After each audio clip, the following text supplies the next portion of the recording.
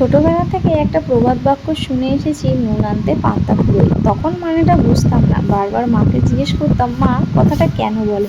এখন বুঝি যে নুন আনতে পান্তা ফুরোয় মানেটা কি। সো হ্যালো এভরিওয়ান, কেমন আছো তোমরা সবাই? দক্ষিণ দিনাজপুর জেলার বালুরঘাট থেকে আমি রূপু চলে এসেছি আবারও দারুণ একটা ব্লগ ভিডিও নিয়ে। অনেক দিন পর আবার তোমাদের সামনে হাজির হলাম। কেমন আছো অবশ্যই কিন্তু কমেন্টে জানাবে। তো যেটা বলছিলাম শুরুতেই, নুন আনতে পান্তা ফুরোয় মানে নুন আনতে আনতে এদিকে পান্তা শেষ হয়ে যায়, সেই অবস্থা হয়েছে এখন আমাদের। কিছুদিন আগেই এই চাল তুলতে তুলতে দেখবে হঠাৎ করে গ্যাস শেষ হয়ে যায়, গ্যাস শেষ হলে আবার দেখবে বাজার শেষ হয়ে যায়। তো এই প্রক্রিয়া চলতেই থাকে। তো সেই রকমই অবস্থা হয়েছে আমাদের। এই যে দেখতেই পাচ্ছ, পিকুর বাবা এখন সিলিন্ডার নিয়ে চলে গেল গ্যাস তুলতে। আসলে 2-3 দিন আগেই গ্যাসটা শেষ হয়েছিল, তবে কিছুতেই বুকিং হচ্ছিল না। মানে যতবার বুকিং করার জন্য কল করছি কিছুতেই ডিএসসি নাম্বারটা দিচ্ছিল না। তো ফাইনালি গতকাল রাত্রে ডিএসসি নাম্বার পেতেই সকাল সকাল চলে গেছে পিকুর বাবা গ্যাস নিয়ে আসতে। আর এদিকে দেখো আকাশটা কতটা সুন্দর, আর এই যে সামনে দেখতে পাচ্ছ বাড়িটা, হ্যাঁ তোমরা এখন ভাববে এ বাবা আমাদের বাড়ির সামনে হঠাৎ বাড়ি আবার কবে হলো। ওই যে বলছি আমি হঠাৎ হঠাৎ তোমাদের সামনে উপস্থিত হচ্ছি, মাঝখানে কেটে গেছে পুরো 1 থেকে 2 মাস, তোমাদের জন্য আমি সেভাবে কোনো ভিডিওই দিতে পারিনি। তো এর মধ্যেই কিন্তু পিকলুর পিসিমণিরা একটা নতুন বাড়ি তৈরি করে ফেলেছে। তোমরা তো জানোই, প্রায় 8 থেকে 9 মাস আগে ওরা আমাদের বাড়িতেই থাকতে এসেছিল। তো সেই ভিডিও আমি তোমাদের সঙ্গে শেয়ার করেছিলাম, যেদিন কলকাতা থেকে মানে শ্রীরামপুর থেকে ওদের সমস্ত মালপত্র নিয়ে এসেছিল, এমনকি আমাদের নতুন ঘরে ঢোকাচ্ছিল। তো তখন তোমরা অনেকেই বলেছিলে যে এক বাড়িতে কতদিন থাকবে না থাকবে, অনেক প্রশ্ন করেছিলে, এমনকি এটাও বলেছিলে যে একসঙ্গে থাকলে কিন্তু অনেক ঝামেলা হতে পারে। সত্যি কথা বলতে সেরকম কিছুই হয়নি। হ্যাঁ খুঁটিনাটি কোনো কিছু হয়েছে, তবে সেটা কোনো বড় ইস্যু নয় গো। আর ওরাও এই তখন যেহেতু আমি কোনো উত্তর দিইনি, তাই এখন ভাবলাম চলো উত্তরগুলো দেওয়াই যাক। তো ওরা বাড়ি করার জন্যেই একবারে এখানে জিনিসপত্র নিয়ে পার করে নিয়ে চলে এসেছিল। এবার একটা জায়গায় নতুন বাড়ি করতে গেলে সেখানে তো থাকতে হবে, দেখাশোনা করার ব্যাপার আছে, অনেক রকম কাজ থাকে। তো সেই সমস্ত কমপ্লিট করে ওরা ওদের জিনিসপত্র পার করে নিয়ে ওদের নতুন ঘরে কিন্তু ঢুকে গেছে। মানে ওদের বাড়িতে, নতুন বাড়িতে পুজো দিয়ে গৃহপ্রবেশও হয়ে গেছিলো। তো সেই সমস্ত আমি আর তোমাদের সঙ্গে কোনো কিছু শেয়ার করতে পারিনি, যেহেতু আমি আমার নিজের সংসার সন্তান সমস্ত কিছু নিয়ে ব্যস্ত থাকি। সত্যি কথা বলতে সোশ্যাল মিডিয়া থেকে আমি কেন জানি না আস্তে আস্তে যেন অনেকটা দূরে সরে যাচ্ছি। ইচ্ছা করে না হলেও বাধ্যতামূলকভাবে আমি কিন্তু পিছিয়ে পড়েছি। তো যাকে তাতে আমার কোনো আফসোস নেই গো। ভিডিওটা আমি শুরু করেছিলাম শখের বশে, তো সব সময় না শখ থাকলেও উপায় থাকে না। তো যাই হোক, সকালবেলায় সংসারের সমস্ত বাসি কাজকর্ম সেরে ওদিকে এক বাটি মুড়ি ঢেলে নিলাম, কারণ আমার শ্বশুরমশাই এখন মুড়ি টুড়ি খেয়ে দোকানে চলে যাবে। তো পিকলুকেও একেবারে দিয়ে দেবো, খেয়ে দিয়ে ওরও পড়া আছে। তো তারপরে তো হতেই থাকবে সংসারের আরও সমস্ত কাজকর্ম। আর এই ভিডিওটা যে তোমরা দেখছো এটা কিন্তু একদিনের ভিডিও নয়, কিছু কিছু ছোট ছোট মুহূর্তগুলো আমি ক্যাপচার করে নিয়ে তোমাদের জন্য একটা ব্লগ বানিয়েছি। তো এই যে এটা ছিল রথের দিন, মানে বিকেলবেলায় আমরা রথের দিন সেজেগুজে একটু বেরিয়ে পড়েছিলাম রথের মেলায় যাওয়ার জন্যে। আসলে এমন ব্যস্ত হয়ে গেছি না সংসার জীবনে, কোথাও যেন যাওয়া হয় না। এই ধরপড় করে ছেলেকে আনতে যাই স্কুল থেকে, আবার ফিরে আসি। তো এই সমস্ত কাজের ফাঁকে নিজেদের সাজগোজ, ঘুরতে যাওয়া, আনন্দ, ছোট ছোট মুহূর্ত, এগুলো যেন কোথায় হারিয়ে গেছে। আর এই যে দেখো রথের মেলায় এসেছি আমাদের বালুরঘাটের বোয়ালদার জগন্নাথ মন্দিরে। এত পরিমাণে ভিড় ছিল কি বলবো তোমাদের। এই মন্দিরটার কথা আশা করছি তোমাদের সকলেরই মনে আছে। এই মন্দিরে যে বছর প্রথম রথের পুজো হয়, মানে যে বছর প্রথম রথের মেলা হয়, তখনও কিন্তু আমরা এসেছিলাম। তো সেখানে আবারও অনেক দিন পর আসলাম। এটা নিয়ে আমার 3 বছর আসা হলো এই মেলায়, মাঝখানে 2 বছর আসা হয়নি গো। তো যাই হোক, এদিকে দেখো মন্দিরে প্রচুর পরিমাণে ভিড়, কিন্তু মন্দিরে কোনো ঠাকুর নেই, কারণ সব ঠাকুর হচ্ছে রথের মধ্যে। তো সেখানেও দর্শন করে চলে এসেছি। আমাদের সকালবেলায় আসার কথা ছিল, কিন্তু সকালে আসতে পারিনি। আমার শ্বশুরমশাই কিন্তু এই মন্দিরেই ছিলেন। এখানে যেহেতু সকাল থেকে কীর্তন হয়, তারপর রথের দড়ি টানা থেকে যে পুজো আরম্ভ অনুষ্ঠানগুলো, খোলটোল বাজানো, সেইগুলোর জন্য কিন্তু আমার শ্বশুরমশাই এখানে আসেন। তো আমাদেরকেও আসতে বলেছিল, কিন্তু আমরা অনেক দিক ভেবে চিনতে আর আসিনি, যেহেতু এত ভিড়ের মধ্যে। আর পুচু সোনা যেহেতু এখন অনেকটাই ছোট, ওকে নিয়ে সারাদিন এতটা ভিড়ের মধ্যে থাকা সম্ভব হতো না, ও প্রচুর পরিমাণে বিরক্ত হয়ে যেত। যার কারণে একেবারে বিকেলবেলায় এসেছি। সঙ্গে মামি শাশুড়িও এসেছে, ওনার মেয়েও এসেছে, মানে এই যে ফুগি। আর এই যে দেখো এসে কিন্তু আমরা বাবাকেও খুঁজে পেয়ে গেছি। আর পুচু ওর দাদুকে দেখতে পেয়ে তো ভীষণ খুশি, সারাদিন পর দাদুকে পেয়েছে বলে কথা। আর সত্যি কথা বলতে এত গরম লাগছিল সেদিন, গরম তো ছিলই, কিন্তু ভিড়ের কারণে আরও যেন বেশি পরিমাণে গরম লাগছিল।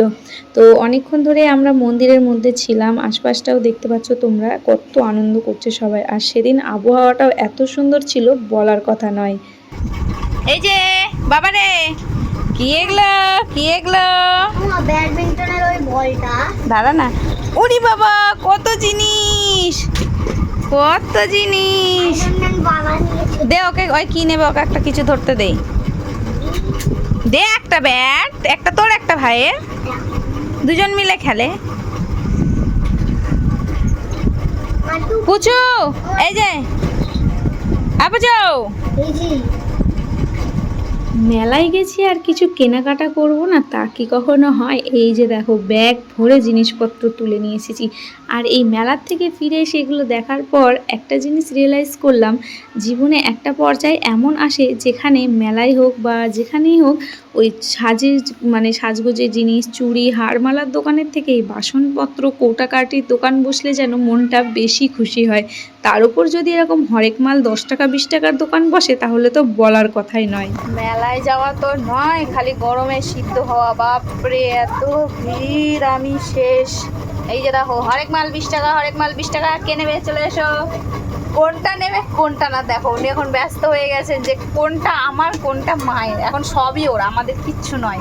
তাকাচ্ছেও না। পুচু, পুচু দেখছো কোনো সাড়া নেই, অন্য সময় ডাকলেই ঠিক করে হাসে, আর এখন প্রচুর কোনো সাড়া শব্দ নেই। পুচু এখন ব্যস্ত। এই যে নেই চান করবি, ধর তোর চান করার মগ, এই যে ব্যাট বল, হরেক মাল 20 টাকা। মেলায় যাওয়া মানেই কি প্রয়োজন ছাড়াও হাবড়ি জাবড়ি এক গাদা তুলে নিয়ে আসা।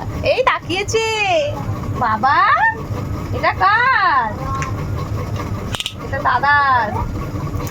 তো যাই হোক চলো, চেঞ্জ করলাম, এখন হাত মুখ ধুইনি, দিয়ে আগে চোখের মতো জল দিয়ে ফ্রেশ হই। এত গরম মানে কি বলবো, রথের মেলায় এই সময় বৃষ্টি হবে কি তা না, গরমে সিদ্ধ হয়ে যাচ্ছি।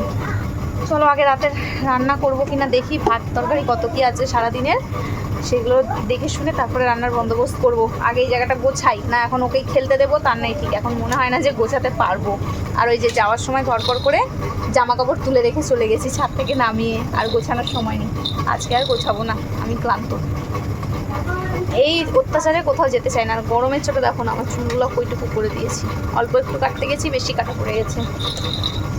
নাও সব, নাও সব তোমার, দেখছো? আমার ভোলে বাবা এখন ব্যস্ত, আমিও ব্যস্ত হয়ে যাই। চলো পরে গল্প করব। হতে পারে জিনিসগুলো খুবই সামান্য মূল্যের, কিন্তু এটার যে আবেগ সেটা আমার বাচ্চাদের কাছে অনেক বেশি। আর এই জিনিসগুলো পেয়ে যখন ওদের এই হাসি মুখটা দেখি না, তখন মনে হয় যেন আমাদের জীবনটাই সার্থক। এই দেখো না, এগুলো কিন্তু খুব বেশি দামি জিনিস নয়। 20 টাকার হরেক মাল, হ্যাঁ 20 টাকার একটা পেন্সিল বক্স, 20 টাকার একটা টিফিন বক্স, 20 টাকা দিয়ে একটা ব্যাডমিন্টন। তো এই ছোটোখাটো জিনিসগুলো নিয়েই কিন্তু ওরা এত পরিমাণে খুশি হয়েছে বলার কথা নয়। হয়তো আমরা আমাদের বাচ্চাকে বহুমূল্য বা দামি দামি কোনো খেলনা কিনে দিতে পারি না, প্রত্যেক সপ্তাহে সপ্তাহে কোথাও ঘুরতে নিয়ে যেতে পারি না, কিন্তু এই যে মাঝে মাঝে যখন ওদেরকে নিয়ে যাই, এই ছোট ছোট ওদের আবদারগুলো পূরণ করি, তখন ওরা যতটা খুশি হয় সেটা দেখার পর মনের মধ্যে কী যে শান্তি আসে তোমাদেরকে কি বলবো। যাই হোক, এদিকে ঘুরে এসে সন্ধ্যা টন্ধ্যা দেওয়াও হয়ে গেছিলো। আর এই যে রথের মেলায় গেছি, জিলিপি পাঁপড় তো খেতেই হয়, যদিও জিলিপিটা নিইনি, পাঁপড় খাচ্ছিলাম। এই সরি, পাঁপড় নিইনি, জিলিপি খাচ্ছিলাম, উল্টোটা বলে দিলাম। তো যাই হোক, অনেকটা রাতও হয়ে গেছিলো। পিকলু কিন্তু বন্দুক নিয়ে খেলা আর ছাড়ছে না। আর ওই যে বললাম রান্নাবান্নার ব্যবস্থা, রান্নাবান্না কিছুই করিনি। অনেকগুলো ভাত টাত ছিল, সেগুলো জল দিয়ে রেখেছিলাম। তো রাতের বেলায় সবাই মিলে এখন আমরা পান্তা খাবো।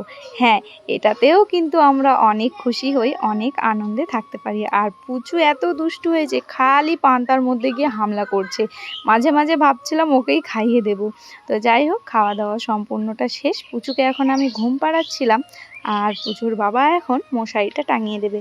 পিকলু এখন ওর দাদুর কাছে ওই ঘরে ঘুমায়, আর এদিকে পিকলুর বাবাই রাত্রে সব দেখাশোনা করে নেয়। এই যেমন মশারি টাঙানো, দরজা ফরজা লাগিয়ে সব দিক গোছগাছ করে তারপরে ওঠে। মানে দায়িত্বটা এখন অনেক বেশি পিকলুর বাবার উপরেই পড়েছে। যাই হোক চলো, এবার ঘুমানো যাক, দেখা হবে আবারও নতুন একটা সকালে, নতুন একটা দিনে, নতুন একটা ভিডিওর সঙ্গে। সবাই ভালো থাকবে, সুস্থ থাকবে, সাবধানে থাকবে। আর ভিডিওটা কেমন লাগলো অবশ্যই কিন্তু কমেন্টে জানাবে। আর এই যে দেখো দুষ্টু, ঘুম দিচ্ছি আর বারে বারে খালি উঠে পড়ছে। ওর যে কখন রাত হবে এখন বলতে পারছি না। তবে ভিডিওটা আমি এখানেই শেষ করছি। সবাই ভালো থাকবে, সুস্থ থাকবে, সাবধানে থাকবে। টাটা।